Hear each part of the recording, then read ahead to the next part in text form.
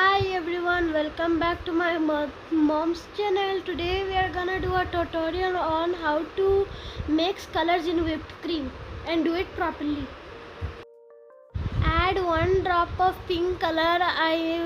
My mother mistakenly put in 2 drops, so that's why she took 1 drop out. Now we're gonna mix it. We should mix it lightly or air will get inside.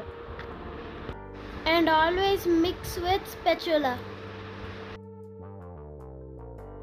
Mix it for 1 minute continuously and then you can get a light pink color or pastel pink color.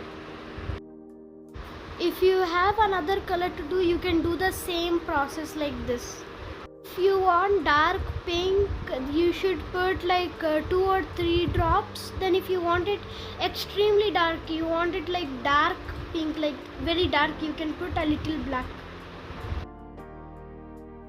Now let's put it in a piping bag, then it's ready for decoration. It's an easy tutorial.